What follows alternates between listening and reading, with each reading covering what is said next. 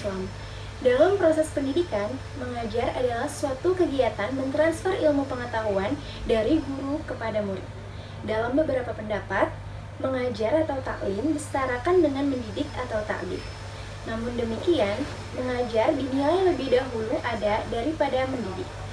Dari segi pandangan Islam, maka agar seorang guru dapat berhasil menjalankan tugas yang dipikulkan kepadanya, maka guru diharapkan memiliki sifat-sifat yang berikut. Yang pertama, tujuan, tingkah laku, dan pemikirannya mendapat bimbingan Tuhan atau Rabbani, yakni orang yang sempurna ilmu dan takwanya kepada Allah SWT. Yang kedua, ia mempunyai persiapan ilmiah, vokasional, dan budaya. Yang ketiga, ia ikhlas dalam tugas kependidikan dan bertujuan mencari keridhaan Allah SWT serta mencari kebenaran dan melaksanakannya. Yang keempat, ia benar dalam hal yang diajarkan dan tanda kebenaran itu ialah tingkah lakunya sendiri, supaya dapat mempengaruhi jiwa murid-muridnya dan anggota-anggota masyarakat lainnya. Yang kelima, fleksibel dalam berbagai kaidah-kaidah pengajaran dengan menggunakan kaidah-kaidah yang sesuai bagi suasana tertentu. Ini memerlukan bahwa guru dipersiapkan dari segi profesional dan psikologikal yang baik. Yang keenam, ia memiliki kepribadian atau syahsiyah yang kuat dan sanggup membimbing murid-muridnya ke arah yang dihendaki. Yang ketujuh, ia sadar akan pengaruh-pengaruh dan tren-tren global yang dapat mempengaruhi generasi dan segi akidah dan pemikiran mereka. Yang kedelapan, bersifat adil terhadap murid-muridnya, tidak pilih kasih. Ia mengutamakan yang benar, seperti makna firman Allah SWT dalam surah Al-Maidah ayat 8. Untuk melaksanakan tugas secara profesional, seorang guru selain harus menguasai pengetahuan yang akan diajarkan kepada siswa, juga harus memiliki sifat-sifat tertentu yang dengan sifat-sifat ini diharapkan apa yang diberikan oleh guru kepada siswanya dapat didengar dan dipatuhi, tingkah lakunya dapat ditiru dan diteladani dengan baik. Hal ini disepakati oleh para ahli pendidik karena betapapun segala rencana telah disiapkan dan biaya serta perlengkapan pendidik telah disediakan, namun semuanya tidak akan berarti apa-apa jika guru yang berada di depan siswa tidak dapat dipatuhi dan diteladani sifat dan perbuatannya. Selanjutnya, berkenaan dengan hal tersebut, dalam hal mengajar, para tokoh pendidikan Islam memiliki pandangan tersendiri. Al-Ghazali mempunyai pandangan sebagai berikut. Yang pertama, memelihara anak dari perbuatan yang tercela. Yang kedua, membimbingnya agar menjadi anak yang soleh. Yang ketiga, menjauhkan anak dari pergaulan yang jelek. Yang keempat, mengajarkan cara yang benar dalam mencari rezeki.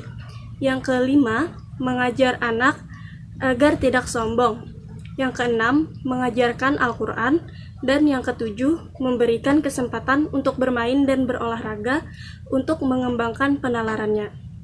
Kemudian, pandangan mengajar Al-Ghazali sebagaimana tersebut sebelumnya menekankan pada aspek pembinaan moral yang mengacu pada baik buruknya manusia sebagai manusia, yang berkaitan dengan nilai-nilai susila serta berhubungan dengan larangan dan tindakan yang membicarakan benar atau salah.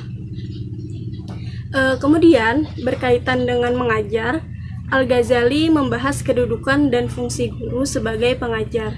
Ia memandang guru sebagai yang pertama, itu guru sebagai pengajar sekaligus pembimbing. Al-Ghazali menegaskan bahwa guru berfungsi sebagai penuntun dan pembimbing bagi anak didik.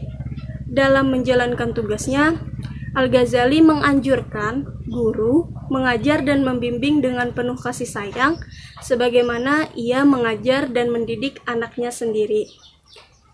Kemudian yang kedua, Al-Ghazali menyatakan mengajar adalah pekerjaan dan tugas yang mulia. Yang ketiga, dalam mengajar, guru harus memberikan teladan bagi murid. Al-Ghazali menyatakan, hendaklah guru mengamalkan ilmunya, jangan berbohong dalam perbuatannya. Guru yang membimbing muridnya seperti ukiran dengan tanah liat atau bayangan dengan tongkat. Bagaimana sebuah tanah liat itu dapat diukir tanpa ada alat ukirannya, dan bagaimana bayangan tongkat akan lurus kalau tongkatnya itu tidak lurus. Kemudian yang keempat atau yang terakhir, guru harus memotivasi muridnya. Sebagai seorang yang mengajarkan ilmu kepada murid-muridnya, seorang guru itu harus membangkitkan semangat belajar anak muridnya, terutama dalam bagaimana kita mempelajari ilmu pengetahuan yang sedang juga dipelajari oleh gurunya. Al-Ghazali mengatakan, seorang guru harus bertanggung jawab pada pelajaran yang diajarinya dan membuka jalan yang seluas-luasnya untuk mempelajari bidang studi lain. Kalau ia mengajar beberapa bidang studi yang lain, maka harus menjaga kemajuan murid setahap demi setahap. Menurutnya, pendidik atau guru adalah orang yang berusaha membimbing, meningkatkan, menyempurnakan, dan mensucikan hati sehingga menjadi dekat dengan kholiknya. Seorang pendidik dituntut memiliki beberapa keutamaan yang menjadi kepribadiannya. Di antara sifat-sifat tersebut adalah yang pertama itu sabar dalam menanggapi pertanyaan murid. Kedua, senantiasa bersifat kasih tanpa pilih kasih. Ketiga, duduk dengan sopan, tidak ria dan pamer. Keempat, tidak takabur. Dan yang kelima adalah bersikap tawadu. Sementara itu, Ikhwan Al-Safa berpandangan tentang persyaratan bagi seorang guru dalam menyampaikan berbagai ilmu pengetahuan dan makrifat adalah bahwa seorang guru disyaratkan agar berpegang teguh dengan aliran yang mazhabnya dan mendharma baktikan tujuannya pada politik serta sepakat terhadap tujuan dari penyebaran dakwahnya. Menurut Ibnu Khaldun, menganjurkan agar guru mengikuti perkembangan anak ini secara teliti karena keberhasilan guru dalam mengajar tergantung sejauh mana ia mampu melihat perkembangan peserta didik dan mengajarkan sesuatu yang sesuai dengan tingkat perkembangan mereka. Hasyim Asy'ari mengemukakan bahwa pendidik dituntut untuk memiliki etika. Beberapa etika yang harus dimiliki oleh seorang pendidik yaitu 1. Senantiasa mendekatkan diri dan takut kepada Allah. 2. Senantiasa bersikap tenang, waro', tawadu, khusyuk, zuhud. 3. Mengadukan persoalannya kepada Allah, tidak menggunakan ilmunya untuk meraih keduniaan semata. 4. Tidak selalu memanjakan anak didik, menghindari tempat-tempat kotor dan maksiat, mengamalkan sunnah Nabi Shallallahu Alaihi Wasallam. 5. Istiqomah membaca Al-Quran. 6. Menumbuhkan semangat untuk menambah ilmu pengetahuan, tidak sombong dengan ilmunya, dan membiasakan diri menulis, mengarang, dan meringkas. Selanjutnya, ketika hendak mengajar dan ketika mengajar, seorang pendidik hendaknya memperhatikan beberapa etika berikut. Yang pertama, mensucikan diri dari hadas dan kotoran, berpakaian sopan, rapi, dan wangi, berniatlah beribadah ketika mengajar, menyampaikan hal-hal yang diajarkan Allah, membiasakan membaca dan mengucap salam. 2. Ketika masuk kelas, membiasakan berdoa sebelum memulai pelajaran, menciptakan ketenangan dalam ruangan belajar. 3. Menegur dan menasehati dengan baik jika terdapat anak yang nakal.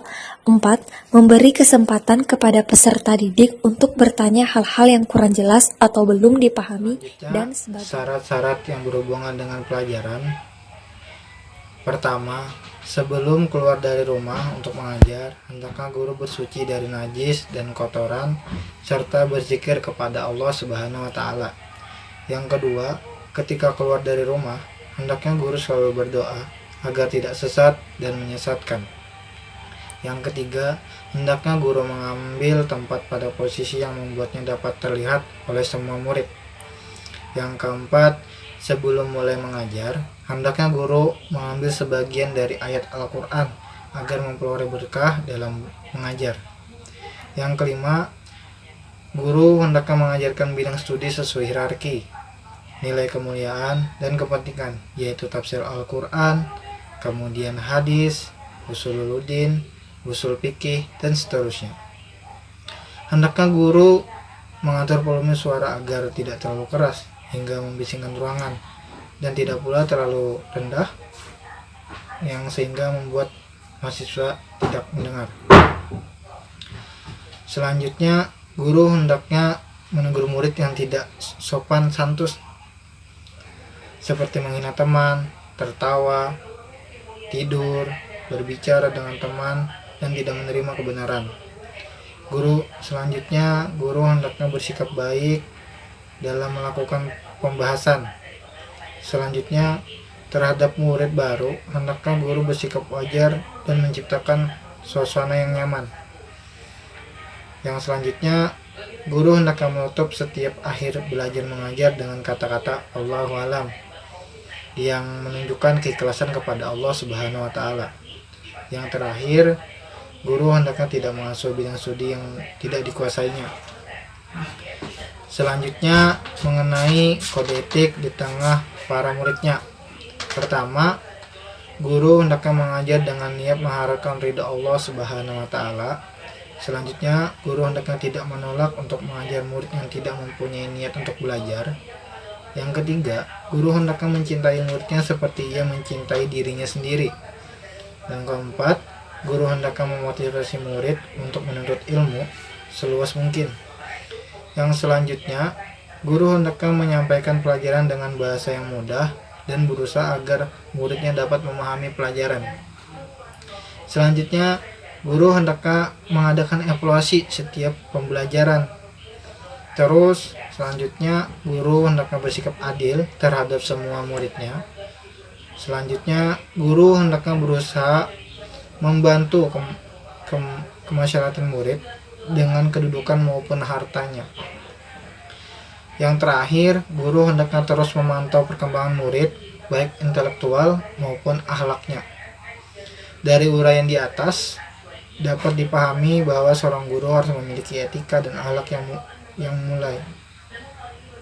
Hal ini sejalan dengan tugas seorang guru yang tidak hanya mengajarkan ilmu pengetahuan kepada anak didiknya, tetapi ia juga harus senantiasa mengingatkan anak didiknya bahwa kita tidak sekedar membutuhkan ilmu, tetapi yang kita butuhkan adalah akhlak yang mulia.